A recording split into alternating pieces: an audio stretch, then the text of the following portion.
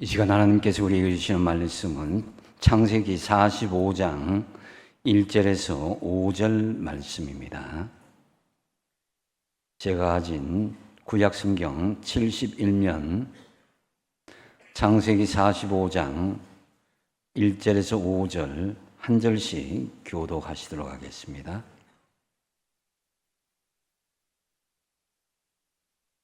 제가 먼저 1절 읽겠습니다. 요셉이 시종하는 자들 앞에서 그 정을 억제하지 못하여 소리질러 모든 사람을 자기에게로 물러가라 하고 그 형제들에게 자기를 알리니 그때 그와 함께한 다른 사람이 없었더라.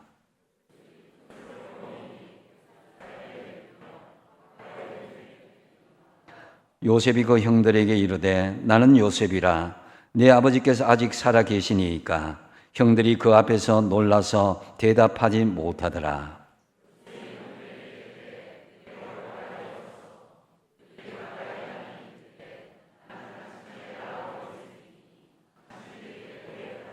같이 읽습니다.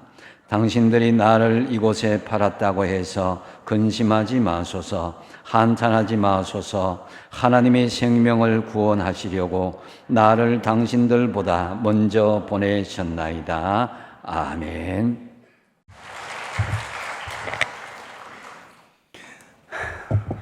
기도하겠습니다. 하나님 아버지 고맙습니다.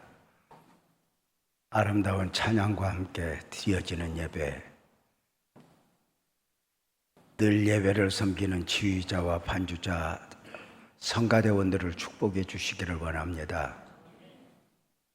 주님이 사랑하는 교회, 주님의 몸된 호객교회에 연약한 종 보냄을 받았고 지금 3일째 말씀을 전하고 있고 시간 주님이 주신 은혜들을 우리는 또 담고 있습니다.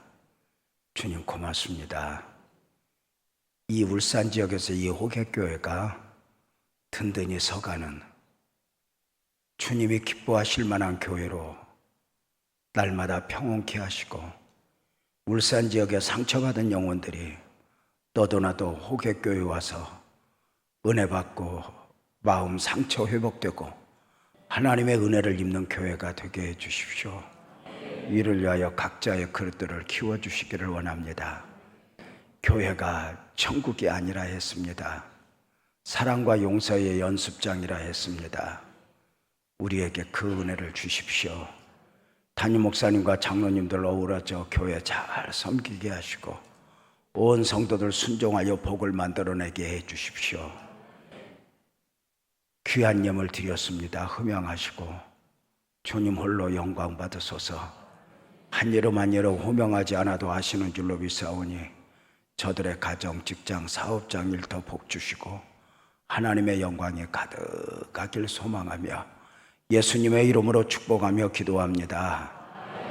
아멘. 마지막 시간이니까 좋네요. 언제나 이렇게 또 집에 갈 때가 되면 좋아요. 그래서 오늘은 좀 더 설교 일찍 끝내려고요. 일찍 끝내고 얼른 가려고. 기차표 끊어놨는데 빨리 끝내고 좀 당겨서 가려고 지금 그러니까 만약에 여러분들이 은혜를 잘 받으면 일찍 끝내고 안 받으면 오래오래 하도록 하겠습니다. 나는 누구인가? 나는 누구여야 하는가? 나는 무엇으로 사는 사람이어야 하는가?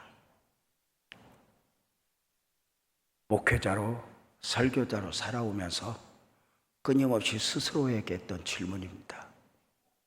중요한 결정을 내려야 할 때, 중요한 선택을 해야 할 때,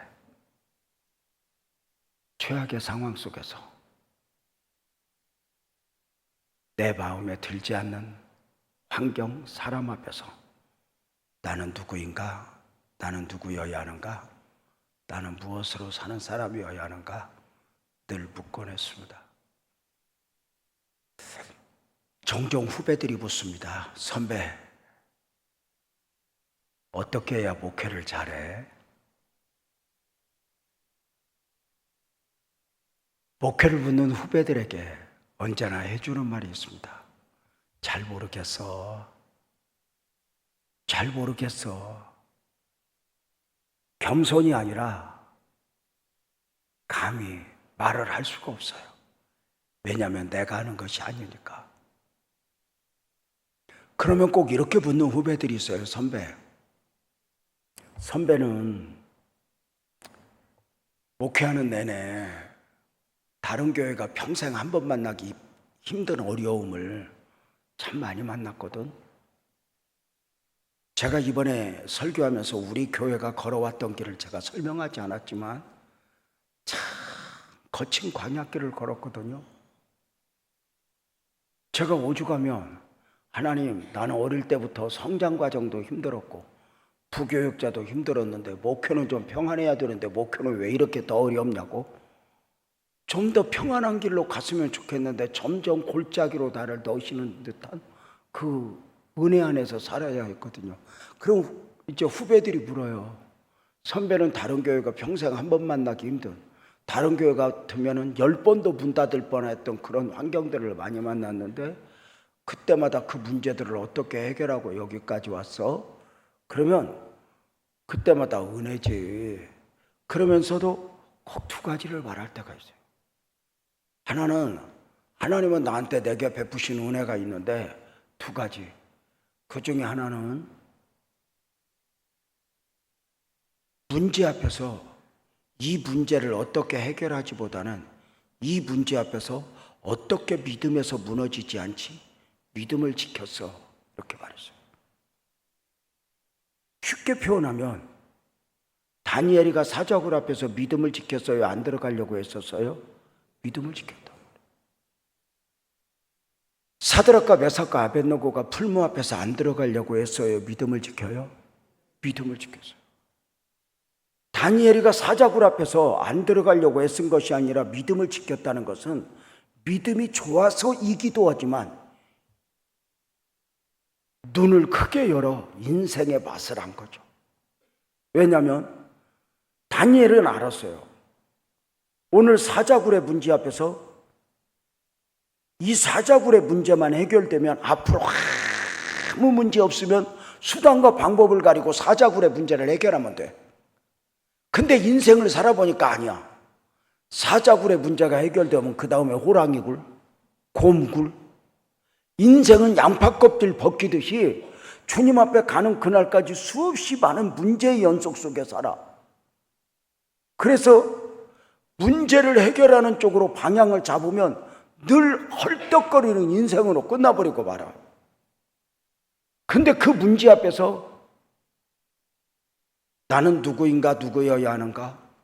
믿음을 지켜내는 거. 물론 제가 모든 상황 속에서 믿음을 지켰다고 해서 10번이면 10번, 100번이면 100번, 1000번이면 1000번 믿음을 다 지킨 건 아니에요. 저도 여러분처럼 수없이 넘어져 봤어요. 수없이 무너져 봤어요. 그런데 지나고 보니까 동의하면 크게 아멘해봐. 좀 무서워. 비도 오는데. 동의하면 아멘해봐. 지나고 보니까 우리 복음적 그리스도인에게 가장 큰 자산은 뭐냐면, 동의하면 아멘해봐요. 믿음 지킨 것만 남아. 그때 좀 이익 좀 손해 좀 안 보려고 믿음에서 무너졌는데 지금 생각하면 그때 이익이 지금 이익도 아니야. 돌아보면 한없이 부끄러울 뿐이야. 그때 좀 믿음일걸. 그때 좀 믿음이었으면 어렵기는 했지만 간증은 있었을 거야. 그죠? 여러분, 퀴즈. 다니엘이가 사자굴에서 어떻게 나왔죠? 뭘 그렇게 어렵게 생각해? 성경 안 읽어 어떻게 나왔어? 들어갔으니까 나왔지. 믿음에서 무너졌으면 사자굴에 안 들어갈 수는 있었지만 간증은 없어. 근데 믿음이 믿음 되고자 할 때 대가를 지불한 것 같지만 그는 그 삶 속에서 하나님의 흔적을 삶에 묻어낸 거지. 늘상 그래. 또 하나 이렇게 말해. 선배, 그 어려움을 어떻게 해결하고 여기까지 와서 그럼 글쎄, 하나님의 은혜지. 하나는 문제 앞에서 늘 믿음을 지키는 자로 반응을 했고, 또 하나는 내 삶이 꼬이면 꼬일수록 내가 무엇을 원하느냐보다 하나님이 무엇을 원하느냐의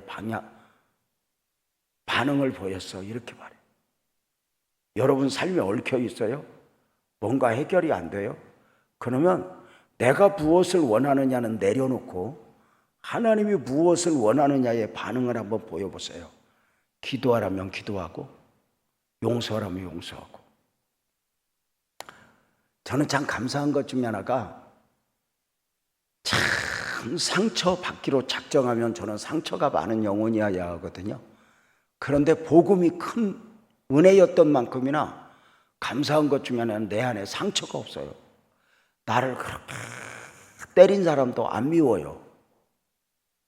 내 것을 수없이 가져간 사람도 믿지 않아요. 그래서 이 안에 미움이 없어요. 너무 감사해요. 근데 미움이 없는 줄 알았는데 나도 모르게 그 미움이 있었나 봐요. 제가 오늘 새벽에 이야기했죠. 그 기도에서 이사 보낸 집사님. 네? 근데 그 집사님이요, 제가 웃으면서 얘기했지만 진짜 다 힘들게 했거든요. 나한테 삿대질도 많이 하고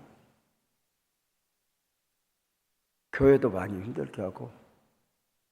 5주 가면 하나님 이사 보내주세요 기도했겠어요? 근데 이사 가고 안 보면 되지, 안 보면 되지 그랬어요. 안 보면 되지 뭐. 가니까 좋더라고. 이제 안 보면 되지. 그래서 안 보면 되는 줄 알았어요. 근데 또 한 번씩 소식이 들려와 안 들려와? 들려와. 들려오는데 미치고 볼딱 뛰는 것은 내려간 지 몇 년 만에 돈을 많이 벌었대. 아니 나를 힘들게 하고 갔으면, 좀 힘들고 어려우면 좀 죄성이 그게 있잖아. 그 한국 사람은 배고픈 건 참아도 배 아픈 건 못 참잖아. 그 아이 돈 벌었다, 아이 발더니 안 보면 되지만, 안 보면 되지. 어느 해에 여러분 가장 깨끗하게 새해를 맞읍시다. 혹시 여러분이 구정물통 같지는 않습니까? 맑아 보이지만 건드려 보면 찌꺼기가 솟아나지 않습니까? 그 찌꺼기 한번 탁 걸러내고 주님의 가장 좋아하는 맑은 마음으로 새해를 맞읍시다. 주님 앞에 기도하십시오 하고, 저도 이제 설교자로서 반응을 보이면 저도 이제 기도를 하다 보니까 진짜 내 안에 구정물통인데 그 미워하던 집사님 생각이 나는 거야. 정말 내 자존심 많이 상하게 했거든. 근데 하나님이 그러는 것 같아. 재명아, 그 집사한테 가서 마음을 풀어라. 진짜 네가 그 집사가 복받은 걸 축복하고 싶어야 한다. 여러분, 사람이요 어렵고 힘들면요 용서가 쉬운데 돈 잘 벌면 용서가 힘들다. 미안해, 내가 좀 소가지가 좀 그래서 싫어요. 안 가요. 내가 그 사람 볼 때마다 심장이 벌렁벌렁해요. 안 가요. 가라. 네가 설교했는데 네가 먼저 순종해야지. 알았어요. 근데 하나님 나 가긴 가는데요 어떻게 해야 될지 모르겠어요. 그리고 이제 가서 전혀 안 내키지만 나는 누구여야 하는가? 가서 아내와 함께 가서 그 좋은 집에 가서 딩동 눌렀더니 이런다. 웬일이세요? 그 전혀 반가워하지 않는 표정 있잖아. 그러면 나도 말을 잘해야 되는데 그 표정 따라서 말이 나오는 거야. 지나가다 왔지. 지나가다 들렸어요. 아유, 그러세요? 들어오세요. 차 한 잔 타주고 도란도란 이야기를 하는데 12시가 넘었는데 밥 먹자 소리도 안 해. 그래서 이제 물하고 기름이 놀다가 보면은 그 시간이 지루하잖아. 그래서 아이고 집사님 나 지나가던 길이야 나 갈게요. 그러면 예 목사님 가세요. 그러고 오는데 울었어. 내가 하나님도 안 온다고 그랬잖아. 얼마나 다 기다리는 사람도 많고 갈 곳도 많은데 여기를 가라고 그래. 안 가. 안 온다고 그랬잖아. 갖고 이제 마음도 그 대접받지 못하는 느낌 있잖아. 환영받지 못하는 느낌. 그러고 한 2년이 있었나? 또 한 번 어떤 설교를 하는데 그게 걸리는 거야. 안 가요. 지난번에 갔어도 엄청 자존심 상했어요. 가라. 또 가라. 너를 내려놓고 네가 무엇을 원하느냐가 하나님과 갔어요. 가서 딩동 둘렀더니 전에보다는 좀 나아. 아유, 목사님 어서 오세요. 또 오셨네요. 집사님 웬일인지 집사님 보고 싶더라고. 그래서 도란도란 이야기를 하는 중에 이제 내가 이제 사과를 해야 되잖아. 나는 잘못한 거 없어. 근데 지가 사과를 안 하니까 내가 먼저 해야지. 집사님, 돌아보니까 참 내가 옛날에 바보 같았어. 왜 그렇게 집사님한테 그렇게 모질게 했나 몰라. 그러면 나는 아니야 목사님 내가 잘못했어 이래야 되는 거 아니야? 근데 이런다. 다 지나간 일인데요 뭐. 여기에서 속이 또 뒤집어지는 거야. 그치만 나를 내려놓아. 그리고는 그래 미안해. 그리고 이제 12시가 넘으니까 또 목사님 밥 먹으러 갑시다. 식사하고 가세요. 밥 먹으러 가서 시험 들었어. 왜? 옆에 2층 한우 고깃집이 있는데 기사식당으로 데리고 가. 아니 내가 기사식당 가서 못 먹을 건 없어. 나 청국장도 좋아하고 순두부도 좋아해. 근데 그래도 돈 벌었잖아 지가. 그 대접받지 못하는 느낌. 먹다가 시험 들었어.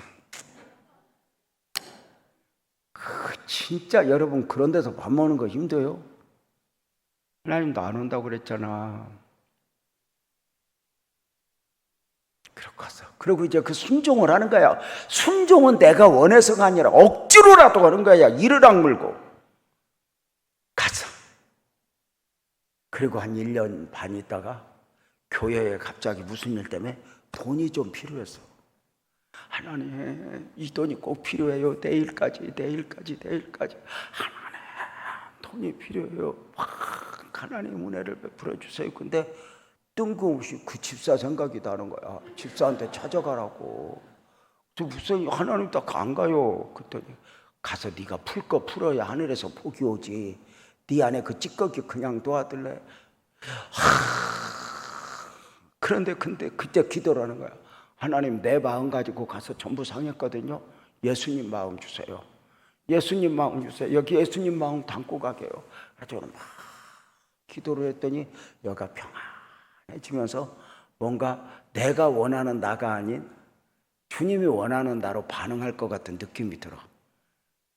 그래서 저는 묵직한 은혜를 안고는 가서 딩동 불렀더니 세상에 그 집사님이 목사님 어서 오세요. 지난번에 목사님 보내고 너무 죄송해서 연락을 하려고 전화를 몇 번이나 들었지만 죄송해서 못했어요. 목사님 또 보내달라고 나도 기도했었어요. 목사님 어서 오세요. 그러고 환영하는데 여기요 뭐가 없어서 그런지 그게 너무 좋은 거야. 근데 갑자기 성경책 들고 와서 예배 드려달래. 또 예배를 드리면서 말씀을 보면서 집사님 내가 집사님한테 많이 힘들게 했어. 내가 참 못했어. 그랬더니 무릎을 딱 꿇더니 목사님 잘못은 내가 했는데 목사님 왜 빌어? 목사님 나 돌이켜보면 내가 목사님한테 너무 힘들게 했어. 목사님 나 용서해줘. 막 예배 드리다 둘이 끌어안고 막 울었어. 그리고 헌금 봉투를 하나 이렇게 주는데 좀 두꺼워. 근데 그거 이제 신경 안 쓰고 밥 먹으러 가서 시험 안 들었어. 왜냐면 한우 고깃집으로 갔어. 뭔가 막힌 담이 헐고 밥 먹고 눈물로 이야기하면서 목사님 다음에 또 와. 목사님 같은 목사님이 없었어. 목사님 여기 와 있지만 목사님만 우리 목사님이야. 막 그러고 막 그래. 아니야 집사님 너무 감사해요. 막 오고 오는데 완전히 자유한 느낌 있잖아. 너무 좋은 거야. 그리고 휴게소 가서 화장실 갔다가 나오면서 아까 그 헌금이 궁금한 거야. 얼마가 들었나? 저기서 이제 잘못하면 또 시험 드는 거야. 저 쫌보.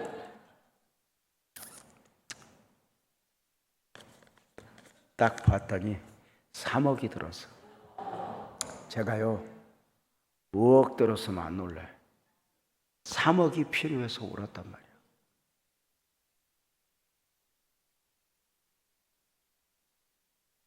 그 차 안에서, 그 휴게소에서 하나님 앞에 내가 알지 못하는 가운데 미래를 섭리하시고 계획하시는 그 하나님이 기가 막힌 방법으로 일찍부터 털을 닦아오신 거예요.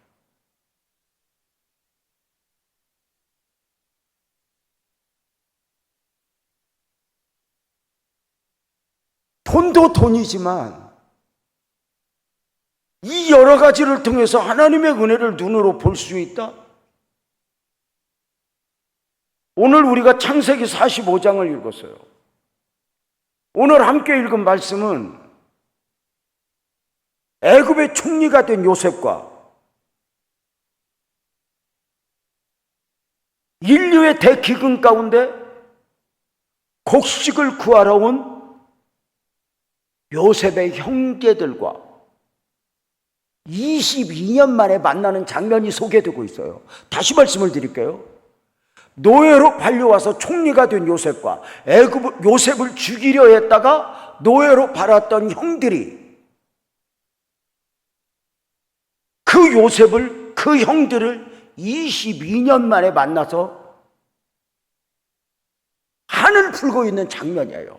요셉이 이렇게 말해요. 형님들, 내가 요셉입니다.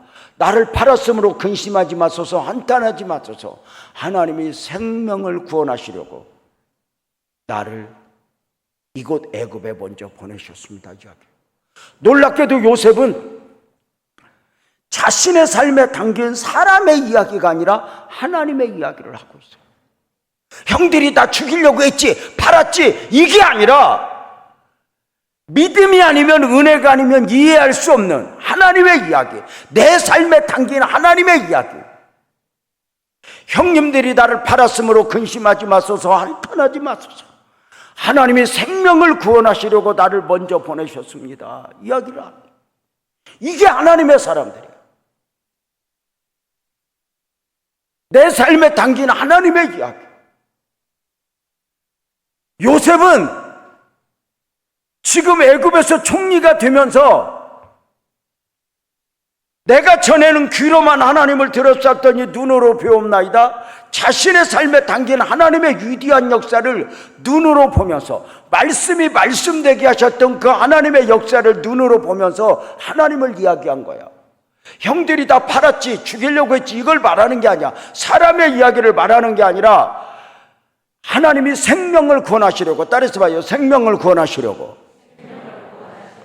생명을 하나님의 구원 섭리 가운데 나를 이곳 애굽에 먼저 보내셨습니다. 잘 봐봐요. 요셉이 애굽에 올 때 형들이 팔아서 와서 하나님이 보내셨어. 하지 말고 대답해봐. 형들이 팔아서 하나님이 보내셨어. 실제적으로는 형들이 팔았죠. 그치? 근데 사람의 이야기 안 해. 하나님의 이야기를 하는 거야.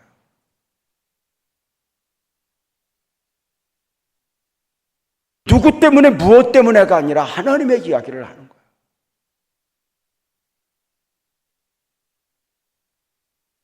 여기가 좋으냐 안 좋으냐가 아니라 내 삶에 담긴 하나님의 이야기를 하면서 산다.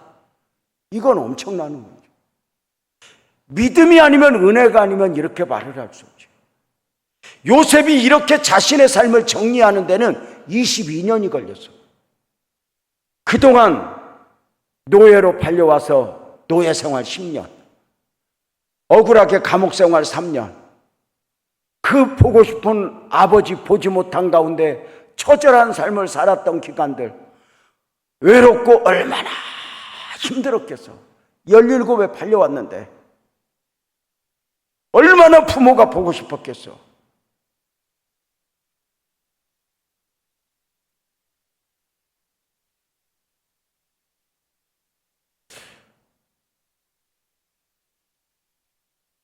저는 이 요셉이가 좋아요.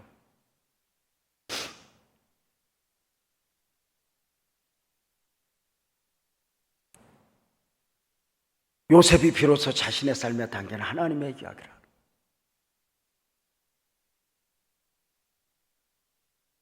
사람의 이야기가 아니야. 이게 우리의 믿음이어야 되거든. 우리는 하나님을 믿으면서도 내가 사는 것은 내가 사는 것이요 내 안에 그리스도께서 사신 거라고 말하면서도 우리는 늘상 사람의 이야기. 제가 이제 안산에서 36년 전에 교회를 개척했어요. 진짜 지금은 안산 엄청 좋아졌지만 진짜 안산은 상처받은 땅이에요. 진짜 아픔의 도시였어요. 왜냐하면 서울에 유성도시가 많은데 안산은 공단을 세우면서 이렇게 뭐 현대자동차, 현대조선소 이렇게 큰 기업이 들어온 게 아니라 1인 기업, 2인 기업, 5인 기업, 서울 근교에 공예업소가 피혁업체부터 다 왔었어요. 안산 반월공단에. 그러다 보니까 처음 36년 전에 갔을 때는 해가 진력이면 코가 썩으려고 그래요. 거기서 진짜 멍청하니까 살았지 지금 같으면 못 살지.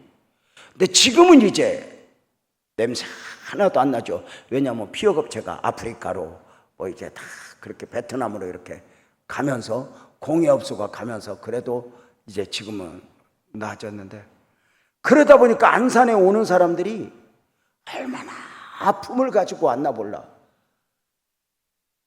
외국인이 지금도 외국인이 안산에 10만 명이 살아. 참 많아. 얼마나 웃기냐면 안산에 원곡 초등학교라고 있는데 그 학교 가면 한국 애들보다 외국 애들이 더 많은데, 웃기는 건 얼마나 외국 애들이 많냐면 놀랄 준비해봐. 17개 나라에서 와서 그 학교를 다녀. 내가 지금 그것도 줄인 거야. 지금 원래는 더 많이 이야기해야 되는데. 근데 그 안산이 그러다 보니까 대한민국에서 사건 사고도 얼마나 손가락 안에 드는지 몰라. 여기 형사에 있는지 모르지만, 아니 그 유명한 조두순이도 지랄하고 안산에서 산다니까.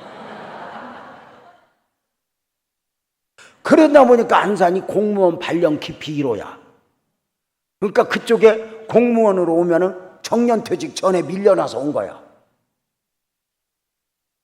그러니까 당시에는요, 참 안 됐다 싶은 게 죄송하지만 100만 원만 깎아도 방을 얻어. 망하고 찌들고 힘든 사람들. 그래서 죄송한 표현이지만 당시에는, 오해하지 마세요, 길에 여자들 10명 잡아놓고 통계내보면 그 중에 5명 중에 6명은 재혼했던, 혼자 살던, 이혼했던, 그렇게 눈물의 도시였어요. 안산이 물이 안 좋아서 이혼을 많이 하는 게 아니라 울산에서 이혼을 하면 안산으로 와.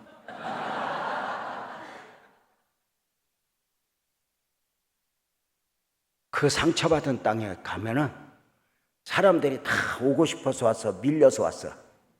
밀려서 왔어. 왜 왔어? 그럼 얼마나 사연이 많은지 몰라. 부도 나서 왔어, 망해서 왔어, 도장 잘못 찍어서 왔어, 이혼해서 왔어. 어느 날 기도하는데 이 사람 말을 고쳐주고 싶어. 말에 복을 담자.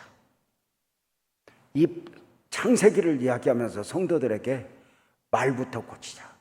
안산에 왜 왔어? 그러면 하나님이 복 주시려고 보냈어. 이렇게 말을 고치자. 사람 이야기하지 말고 하나님의 이야기를 하자. 이를 악물고 하나님의 이야기를 하자. 그래서 성도들 말부터 고쳐줬어요.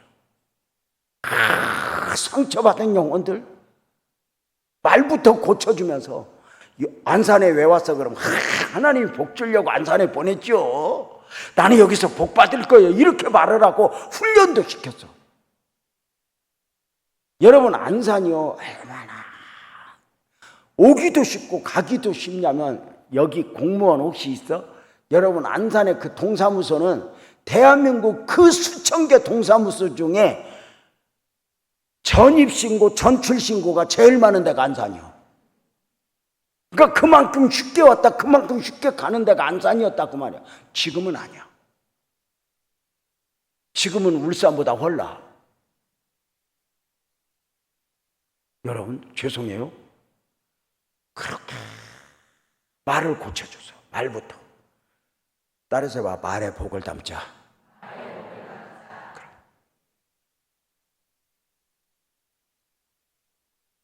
사람 이야기가 아니라 하나님의 이야기를 하자. 그래서 안산에 왜 왔어요? 그럼 아이고 하나님이 이런 방법 저런 방법으로 나를 안산에 보내주셨어요. 복 주려고 누구 때문에 무엇 때문에 하지 말라고 그랬는데, 우리 내 삶에 담긴 하나님의 이야기를 믿음으로 하자고 그랬는데, 그렇게 하면서 그 상처받은 우리 교회 영혼들이 지금은 안산에서 제일 복받은 사람들이 우리 안산에 우리 교회에 있는 것 같아요. 그 정도로 은혜를 줘요. 근데 다 성미 얻어먹었던 사람들, 반지하 살았던 사람들이 지금은 그렇게 하나님의 은혜를 입는 걸 봐요. 말부터 고쳤어요. 그리고 저는 그 안산에 가서 목사님들 몇 분하고 그때 기도를 시작했어요. 회복의 도시가 되게 해주세요. 축복의 도시가 되게 해주세요. 예배의 도시가 되게 해주세요. 선교의 도시가 되게. 왜 그렇게 기도를 했는지 모르는데 그 말도 안 되는 도시에서 목사님들 몇 분, 김인중 목사님, 고훈 목사님 또 몇 분이 그 어른들과 함께 한 달에 한 번씩 모여서 지역을 축복하면서 회복의 도시, 축복의 도시, 예배의 도시, 선교의 도시가 되게 해주세요. 기도했는데 여러분 지금 그게 다 이루어져서 여러분 안산에 얼마나 선교의 도시가 됐냐면 웃기는 게 있잖아. 제가 우리 교회 건축할 때 통역실을 4개 만들었어. 왜냐하면 외국인들이 많이 오니까 그 통역실을 4개 만들어 지금 하나도 안 와. 통역을 할 필요가 없어. 외국인 안 와. 왜 오냐면 올 필요가 없어. 왜? 언어권별로 교회가 다 섰어. 그래갖고 언어권별로 교회가 섰는데 그 교회가 안산에만 52개야. 그러니까 지금은 돈만 도와주면 돼. 그래서 예배의 도시, 선교의 도시, 축복의 도시, 회복의 도시. 여러분, 나는 여러분에게 말씀을 드려 말에 복을 담고 여러분 다시 주여 수년 내에 부흥을 이루소서. 여러분의 교회 부흥을 안 돼 이런 소리 하지 말고 다시 한번 아멘 해봐. 주여 우리 교회에 부흥을 주소서. 이 기도를 시작할 수 있는 복된 은혜가 있기를 바랍니다. 아 원래 요새 부흥 안 돼, 요새 뭐 교회 학교도 안 모여 이런 소리 하는 순간 안 돼. 그래서 교회를 성장시키면서 함께 여러분에게도 은혜를 입었으면 좋겠다. 요셉은 22년 만에 형제들을 만나서 형님들이 나를 팔았으므로 근심하지 마소서, 한탄하지 마소서, 하나님의 생명을 구원하시려고 나를 이곳에 보냈습니다. 자신의 삶에 담긴 하나님의 이야기 멋지잖아요. 우리가 요셉의 시작을 잘 알죠. 요셉은 나이 17에 꿈을 꿔요. 2가지를. 하나는 밭에서 일하고 있는데 11개의 곡식단이 요셉을 향해서 절을 했고, 또 하나는 해와 달과 11별이 요셉에게 절을 했죠. 우리가 오늘 요셉의 꿈을 주목하는 이유는 요셉의 꿈은 요셉의 출산의 성공이 아니에요. 앞으로 20년 후에 있게 될 인류의 대기근을 앞두고 생명 구원 섭리 가운데 하나님이 내일 일을 아시고 내일 일을 섭리하신 하나님이 20년 후에 있게 될 인류의 기근을 앞두고 생명 구원 섭리 가운데 하나님이 요셉의 꿈을 통해 요셉의 나이 17에 요셉의 인생에 개입한 거예요. 굉장히 중요해요. 그 요셉의 인생에 딱 개입하는 순간 이제부터 요셉이 사는 것은 요셉이 사는 것이 아니라 하나님이 사는 것이야 했어요.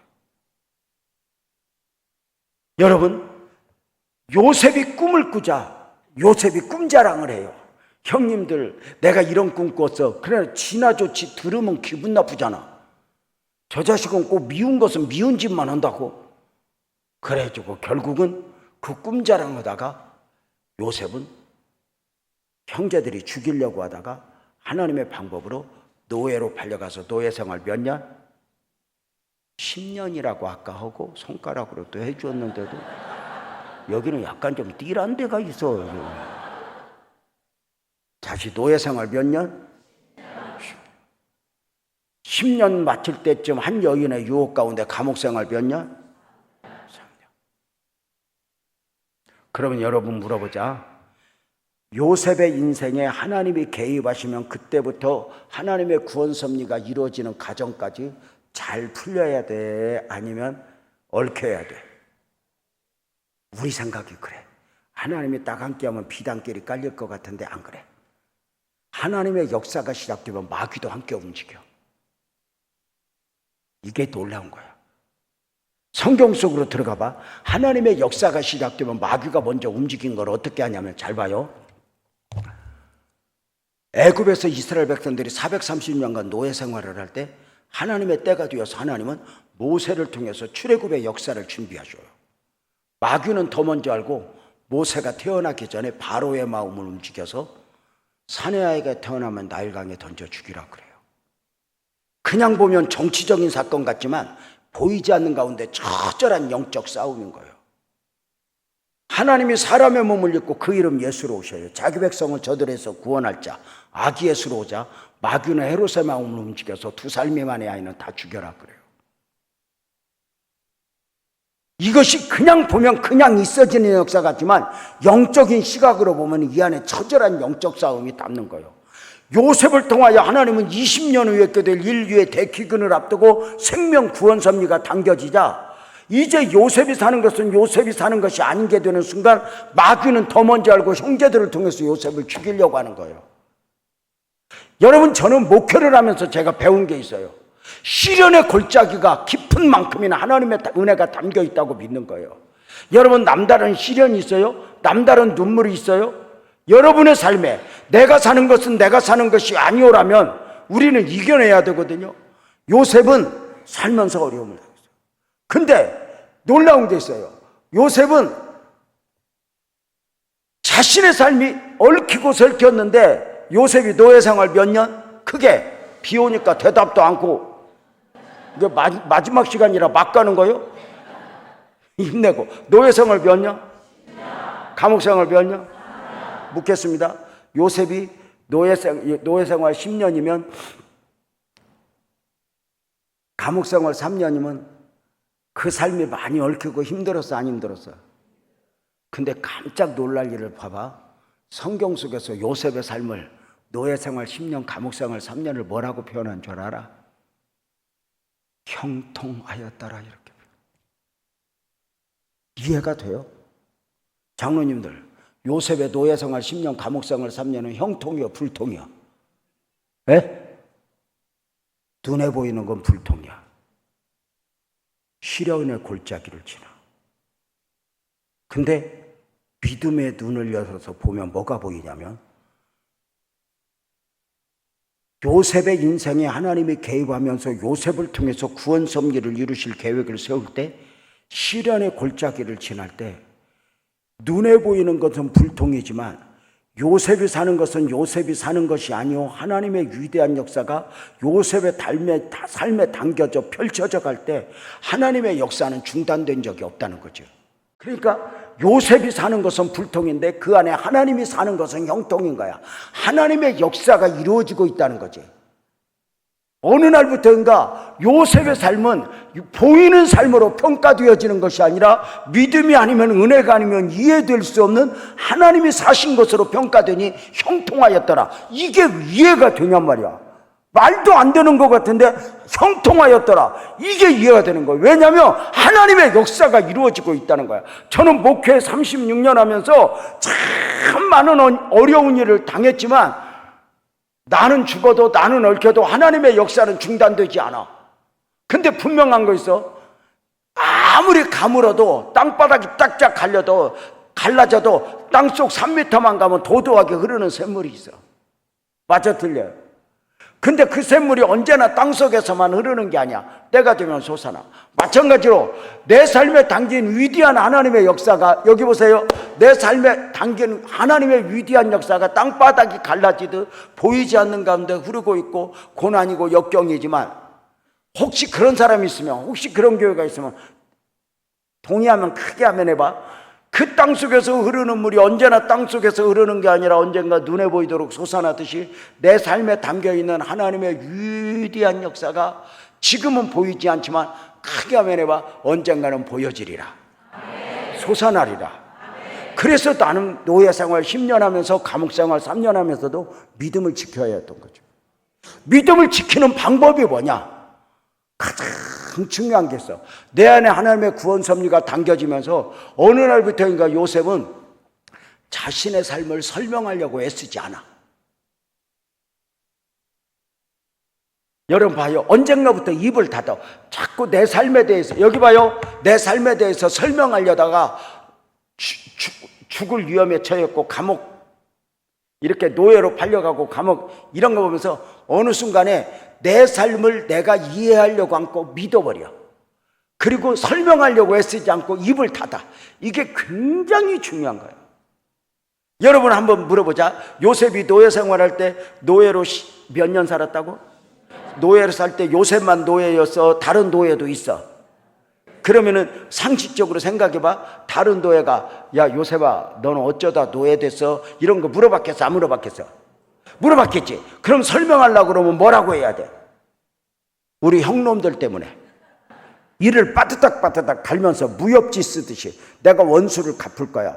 내가 이놈들 그냥 안 둘 거라. 이를 빠뜨닥 갈면서 막 이렇게 한을 풀려고 살아? 근데 안 그래.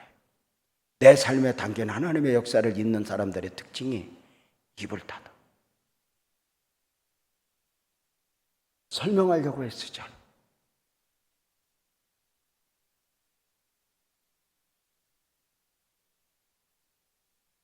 여러분 요셉이 감옥생활 몇 년 했어? 요셉이 잘못해서 들어가서 억울해서 들어갔어. 한 여인의 모함이란 말이야. 요셉이 감옥에 있어. 거룩한 상상을 해봐. 같은 죄수가 혹시 물어봤겠어? 안 물어봤겠어? 요셉아 너 왜 감옥에 왔어? 이런 거 물어봤겠어? 안 물어봤겠어? 물어보면 뭐라고 대답해야 돼? 오해하지 마. 그년 때문에 내가 10년을 넘게 헌신했는데 나를 이렇게 모함해서 감옥에 집어넣어? 이를 바드닥 깔면서 내가 언제 올라가서 칼침 넣을 거야. 이런 인간의 생각이 안 매요. 설명하려고 했어. 내가 왜 이렇게 고난 중에 있지? 나는 왜 이렇게 유난히 힘들게 살지? 내 삶에 담긴 하나님의 이야기를 믿는다면 내 삶에 얽힐수록 입을 닫는 거예요.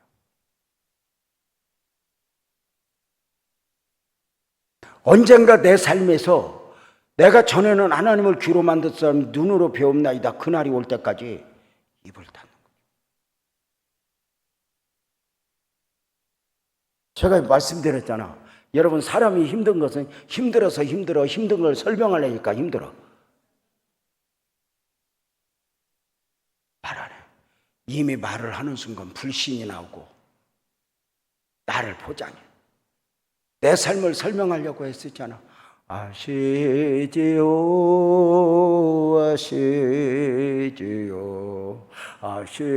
아시지요 주님. 좀 억울하면 어때?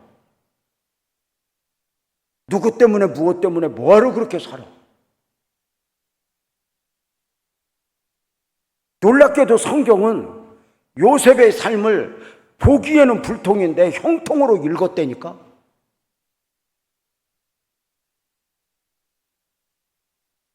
저는 한국교회 걱정 안 해요. 왜냐하면 한국교회가 희망이 있고 없고는 눈에 보이는 환경에 있는 것이 아니라 하나님의 뜻에 있어요. 하나님은 광야에서도 꽃을 피우는 하나님이에요. 인간은 불가능하지만 하나님이 하실 수 있다고 믿어요. 그러면 우리는요, 다 안 된다고 말할 때 10명의 정탐꾼처럼 살지 말고 2명의 정탐꾼처럼 믿음을 말하고 살아야 돼요. 무슨 말인가 이해가 돼? 여러분 요즘에 지금 경제적으로 좀 어려워 안 어려워? 크게 어려워? 얼마나 어려운지. 대화도 어렵고 목사들도 만나면 어렵고 사장들도 만나면 어렵고 회장들도 만나면 어렵고 애들까지도 만나면 어렵디야. 지랄하고. 얼마나 어려운지 몰라도 식당에서 고기 먹으면서도 어렵디야. 고기 먹어서 집사님 어렵지? 힘들지? 요새 왜 이렇게 죽겠냐? 아줌마 여기 1인분 더 줘. 어렵지? 여러분 우리나라 역사상 요새만큼 호사를 누리고 사는 때가 있어? 먹을 것 다 먹고 누릴 것 누리고 자동차 타고 세종대왕보다 더 잘 먹고 더 잘 살면서도 습관적으로 어렵대요. 원래 어려워서 어려운 게 아니라 인생 자체가 어려운 거야. 하나님이 아니면. 다 어렵다고 말해도 우리는 두 명의 정탐꾼처럼 말을 고쳐야지. 하나님이 함께 하시면, 하나님이 은혜를 베풀면, 이래야 말에 복을 담지. 어렵대 막 얼마나 어려운지 그냥. 놀러 가서도 어려워. 저 인천공항 가서 캐리어를 끌고 여행을 가면서도 어렵대야. 그러니까 어려워서 어려운 거예요. 습관이요. 습관이요. 아니 목사님들이 모이면 어렵대. 핍박을 당했어. 감옥을 갔어. 두드려 맞기를 했어. 모일 때마다 목사님들 배가 터지게 먹고. 어렵대. 그러면 그거 10명의 정탐꾼이잖아. 가서 보고 와서 말을 할 때는 2명의 정탐꾼처럼 살아야 은혜를 입지. 여러분의 교회를 향해서도 10명처럼 살지 말고 2명처럼 그렇게 은혜를 입어야지. 어렵대 어렵대.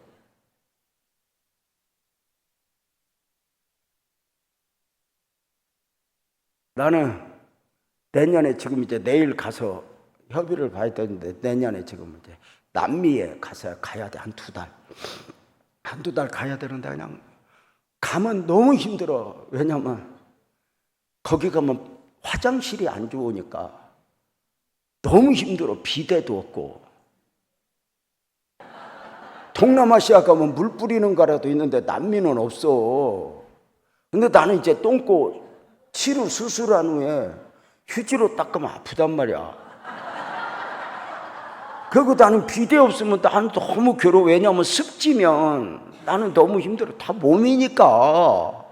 그리고 또 너무 아프기도 하고 괴롭고 그런단 말이야. 여러분 봐봐. 미국 가도 일본 가도 호텔에 비데 없는 데 많아. 우리나라 집집마다 다 비데 놓고 살아. 내가 그래 오죽하면 우리나라 사람들은 똥꼬도 호사를 누리고 산다고.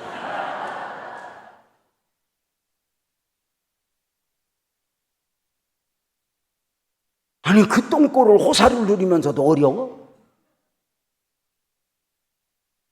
자동차를 그렇게 타고 다니면서 여러분 내가 이 동네 보니까 다 현대자동차 영향받았는지 소형차가 없어. 지랄하고 거의 다 큰 차 타고 다니더만. 이 정도 살면서도 어렵고 힘들고 세상에서 고생을 제일 많이 한 것처럼 우리 집이 제일 어려운 것처럼 그러고 살면 되겠어? 얼마나 지금 은혜고. 여러분 유럽 프랑스 독일 이런 데 아무리 큰 소리 쳐도 올해 온도가 40도 42도 43도 올라갔는데 에어컨 보급률이 7%밖에 안 돼. 우리 집에 에어컨 없는 사람 손 들어봐. 우리 교회 지금 이렇게 에어컨 틀어놓고 지금 예배 드리니까 이게 얼마나 호사인 줄 알아?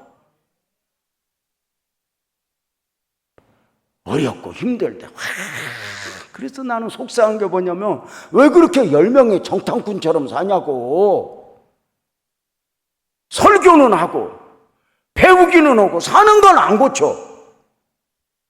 우리는 늘 의식적으로 2명의 정탐꾼처럼 하나님이 함께 하시면, 하나님이 도와주시면, 하나님의 은혜 베풀면 내가 딴 데 가서 하면 아멘 한다. 뭐 꼭 하라는 건 아니지만 뭐. 그래서 말에 복을 담고. 요셉이 노예 생활하면서도 형통하였더라 그러잖아. 10년을 하면서도 말을 하지 않아. 그래서 그 비전을 품은 사람들의 삶이 달라. 요셉은 입을 꼭 닫아. 그런 가운데 요셉은 상처받지 않아. 누구 때문에 무엇 때문에 하지 않아. 원수 갚으려고 살지 않아. 매력인 것 같지 않아. 꼭 잊지 마세요. 앞으로 저 복 받고 싶거든, 은혜 입고 싶거든, 10명의 정탐꾼처럼 살아. 2명처럼 살아. 2명의 정탐꾼처럼 살아야 돼. 나는 누구여야 하는 거야. 진짜 우리 습관적으로 목사님들도 전부 모이면 안 된대. 어렵대. 그래서 내가 두드려 맞기를 그러냐, 너희들이 핍박을 당하냐, 감옥을 가냐, 그런 소리 하지도 말라고.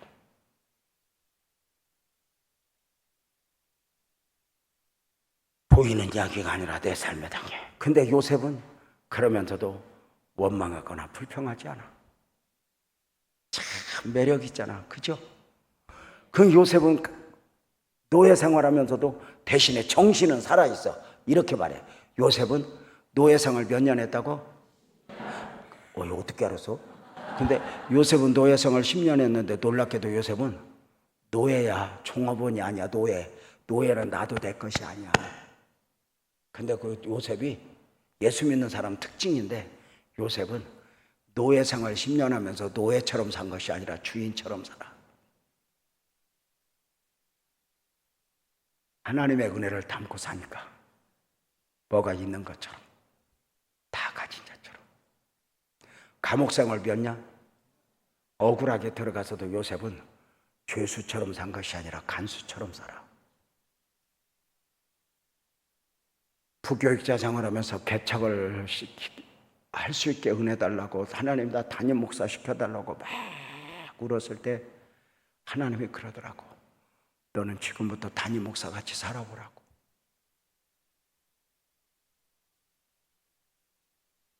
내 친구 장로가 있어. 진짜 귀한 장로야. 그가 간증을 이렇게 하더라고. 목사, 나는 어느 날 예수님 만나고 너무 좋았어. 그러면서 맨 앞자리에 앉아서 모든 예배를 드리는데 그가 이렇게 표현해. 유 목사, 나는 내 기억에, 내 삶에 눈물 없이 예배 드려 본 적은 손가락 안에 들어가. 그렇게 하나님의 은혜가 좋아서 울어. 그러면서 그가 입은 은혜를 얘기해. 내가 어느 날 더 잘 믿고 싶어서 어떻게 믿을까? 그리고 교회 나갔더니 집사들이 있더래. 그래서 내가 평신도지만 집사처럼 살자. 그래서 집사처럼 열심히 살았더니 어느 날 집사가 됐대. 집사로 살다가 내가 집사로 대강 살면 안 되지. 그러다 어떻게 살까 했더니 장로가 있더래. 장로처럼 살자. 그래가지고 열심히 장로처럼 살다가 장로가 됐대. 장로가 돼가지고는 이때 내가 장로처럼 만족하지 말고 어떻게 살까? 그래서 목사같이 살자. 그래 열심히 해서 은혜를 입었대. 여러분, 이거야. 이 정도 교회 다니면 됐지 뭐. 내가 이 정도 다녀주면 됐지 뭐. 이 정도 예배 드리면 됐지 뭐. 오늘도 안 올라다 와서 막 이러고 살지 말고 내 삶에 복을 담을 것처럼. 복은 하나님이 준다. 청년들 꼭 기억해.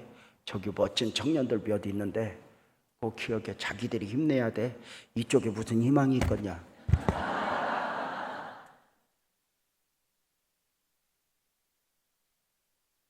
나는 청년들을 보면 지금도 날새에 너무 좋아서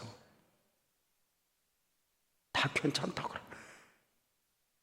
나는 진짜 17, 18, 22, 23까지 아무 희망이 없었던 게 나거든.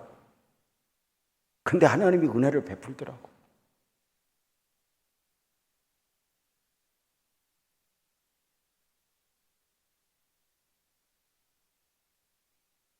우리가 은혜를 입으려면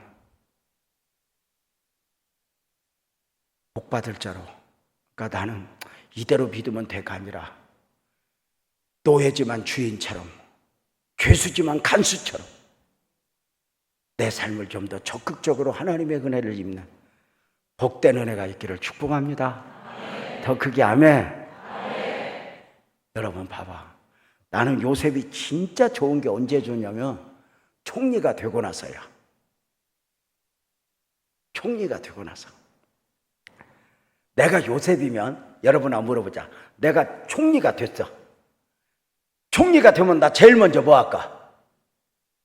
여러분은 만약에 총리가 됐어. 요셉이야. 총리가 되면 제일 먼저 뭐 할 것 같아? 생각이 안 나? 나 같으면 오해하지 마. 그냥 내 거야. 내 인연 네가 네 죄를 알렸다. 내가 너 언제 겁탈하려고 그랬어. 네가 나한테 그랬지. 인간의 한을 풀 것 같아. 힘을 가졌다고 해서 힘 자랑하지 않아. 인간의 한을 풀려고 하지 않아. 너 보자 이게 아니야. 어렵고 힘들 때도 주파수를 하나님께 바치고 살았던 것처럼 복을 받은 후에도 하나님 앞에 주파수를 바치고 사는 거야. 이게 은혜가 아닐까?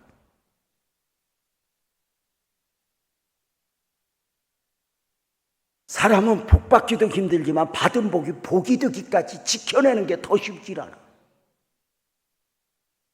그래서 나는 이 호객교회 성도들이 또 호객교회 젊은이들이 자신의 삶에 담긴 하나님의 은혜가 있다고 믿고 내 나이가 몇인데 뭐 대강 살지 뭐 이러지 말고 권사님들도 시집 한번 또 갈 것처럼 힘내고 소망을 안고 사람에게 매이지 말고. 아니 나는 진짜 그런 것 같아. 인간이요 이렇게 복을 받으면 하나님과 씨름하는 게 아니라 너 두고 봐 뭐 이런 인간의 사소한 데 매이게 되잖아. 근데 나 같으면 진짜 사또식으로 애가 있고 그냥 데리고 막 인간이 하늘 풀 것 같은데 안 그래. 나는 진짜 요셉이가 대단한 게 뭐냐면 봐봐요. 요셉이가 진짜 대단한 게 내가 만약에 요셉이면 총리 돼서 제일 먼저 뭐 할까? 그냥 데리고는 아까 했고 뭐 할까? 나는 12필 말 앞세우고 고향 앞으로 갈 것 같아. 형놈들아 나를 봐라. 꿈이 이루어졌다. 나를 봐라. 여러분 봐봐. 요셉이 몇 살에 팔려왔어? 그럼 주소 알아볼라. 알아. 형들이 곡식 사러 왔다면 요셉이 갔다 올 수 있는 거리가 아니야. 맞죠? 근데 요셉이 총리 되고 몇 년을 안 가? 9년을 안 가. 끝까지 영적인 거야. 끝까지 영적인. 인간적이지 않고.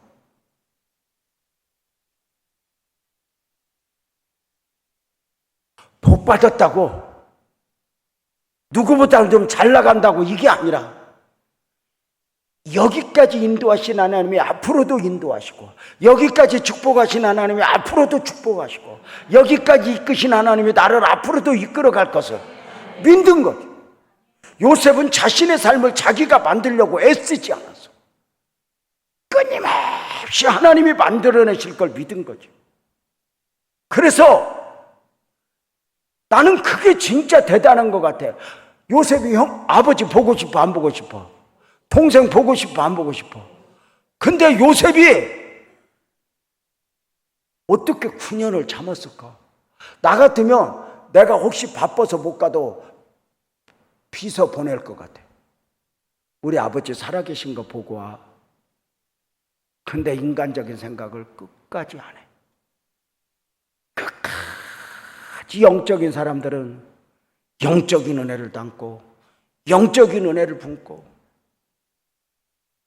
끝까지 삶을 살아내는 이 멋진 모습을 여러분에게 소개하면서 나는 여러분 교회에도 이렇게 요셉처럼 하나님의 은혜를 입을 자로 이렇게 좀 그릇도 좀 크고 말도 좀 묵직하고 제가 오늘 설교하면서 그래서 말에 복을 담자고 내 삶에 담긴 사람의 이야기가 아니라 하나님의 이야기를 할 뿐만 아니라 행동으로도 총리가 되고 어떻게 9년 동안을 안 갔을까? 인간이 복 받으면 제일 먼저 뭐 하고 싶어? 자랑하고 싶잖아. 여기는 오늘 비가 와서 그런지 표정이 아니 내가 갈 때 되니까 옛날 표정으로 돌아가는 것 같아갖고 여러분 나는 왜 이렇게 어려운가 보지만 세상에서 잘 오사를 누리고 사는 건 나야. 옆에 사람한테 이렇게 말해봐. 미안해 내가 너보다 행복하게 보여서 그래 봐. 그러고 사는 거요. 맞아 틀려. 내 돈으로 내 집에서 내 밥 먹고 내 옷 입고 살면 부자지. 뭘 도발하냐고. 우리는 요즘에는 또 추석 이런 거 와도 추석 같아 안 같아? 옛날 명절하고 틀려 같아? 틀리지? 왜 틀릴까? 평소에 명절같이 사니까. 아니 생각 좀 해봐. 옛날에는 추석이나 설날 돼야 무에다가 고기 기름 붕붕 뜬 거 그거 한 숟갈 먹었는데 지금은 매일 고기 구워 먹어갖고. 옛날에는 명절이나 돼야 옷 한 벌 사 입었는데 지금은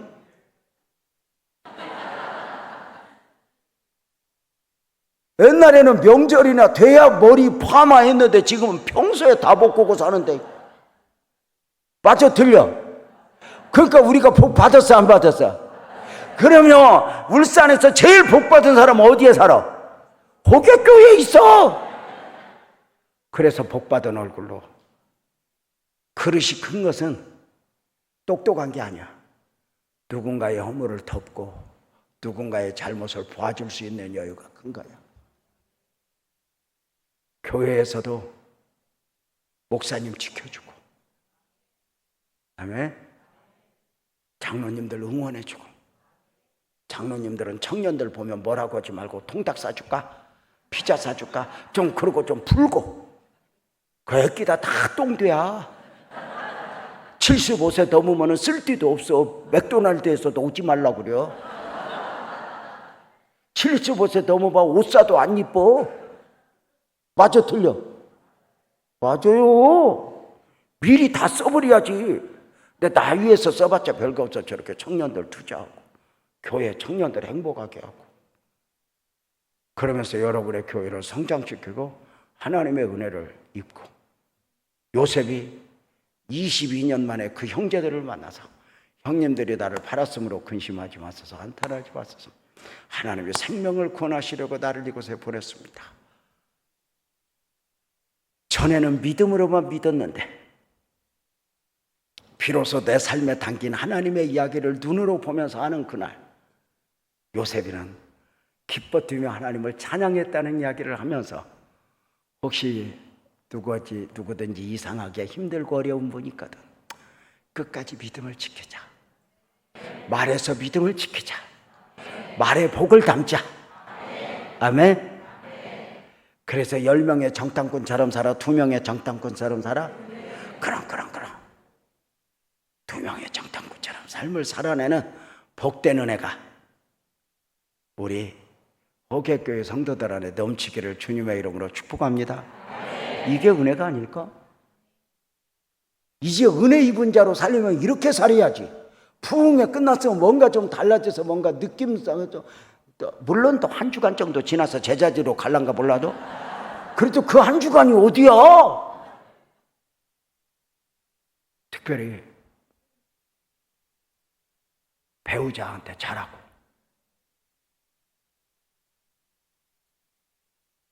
잘해야 돼. 여성분들이 남자들한테 좀 잘해. 쥐잡듯 하지 말고. 난 우리 교회에서 내가 평생 했던 말이 있어. 남편한테 함부로 오는 여자들은 전부 십자가에 못 박아버려야 된다.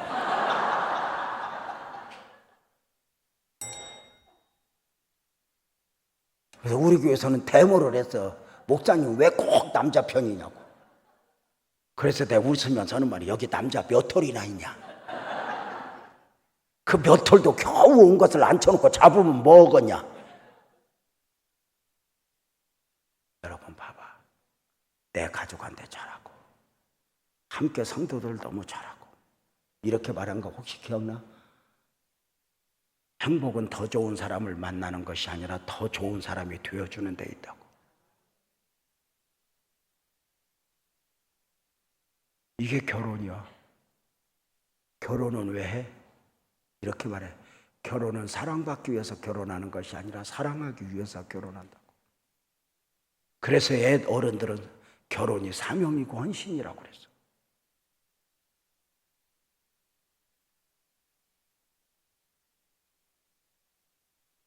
사랑하기 위해서, 사랑받기 위해서 결혼하면 지쳐. 왜? 배우자가 나를 그렇게 사랑해 줄 만큼 여유가 없어.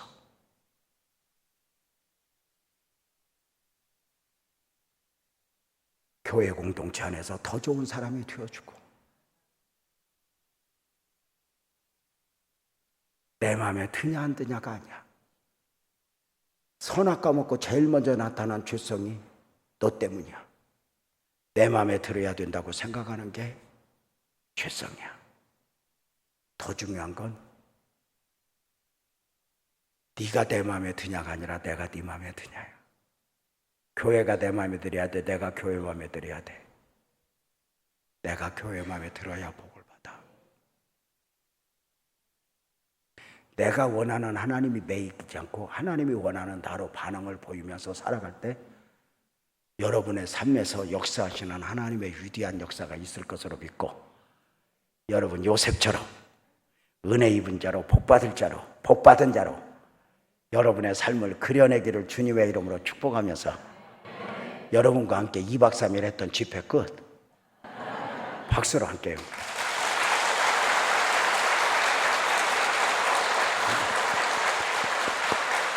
옆에 사람한테 손잡고 말해봐. 네 나한테 잘하라. 언젠가 내 덕 좀 볼 거다. 그래봐.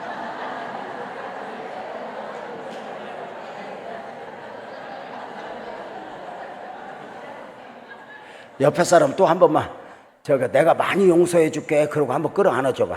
옆에 사람.